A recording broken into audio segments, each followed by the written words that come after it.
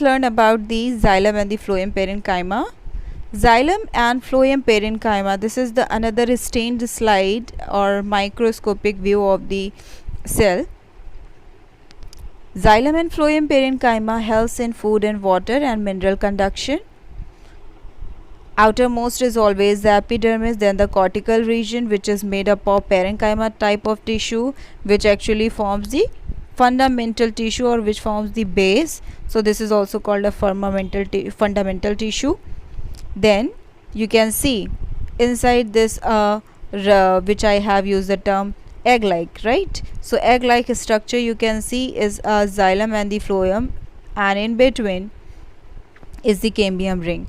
So you can see the phloem and xylem is present. So these are made up of parenchyma and help in the water and the food conduction.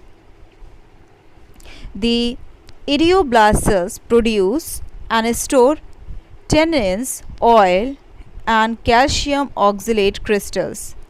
So children, they are also called as the idioblast type of cells, and they store tannins, oils, calcium oxalate type of crystal. This is the very important point. You can write the major function is what this type of tissue.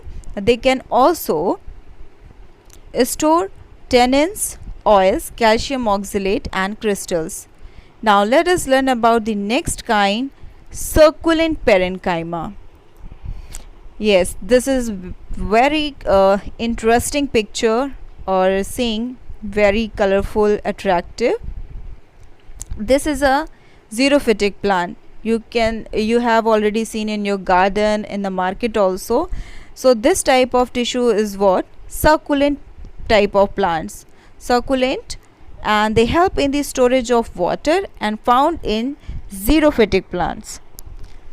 That means they need to store water in their leaves. So that is why help in the water and found in xerophytic type of plants. Now let's learn or let's see about the functions of parenchyma.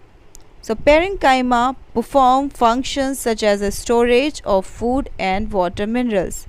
You have seen the storage function, how they can perform.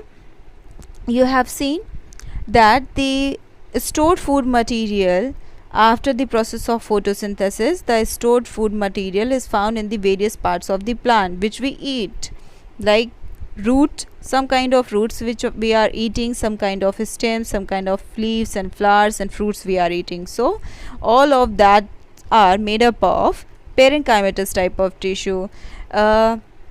Just imagine you are eating a potato. That potato is what kind of tissue? You can see that potato is a parenchymatous type of tissue.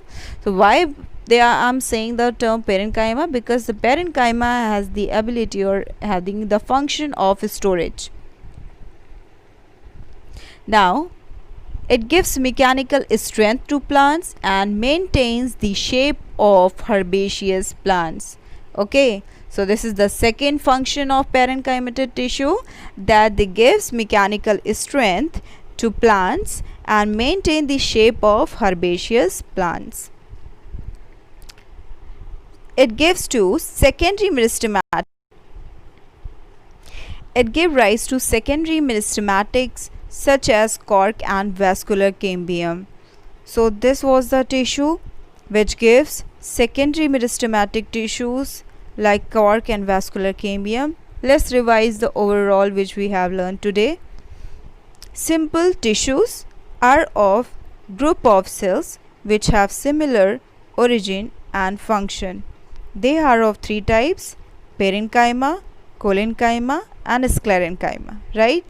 So today we have seen that the plant tissues are of two types: plant tissues, meristematic tissues and the permanent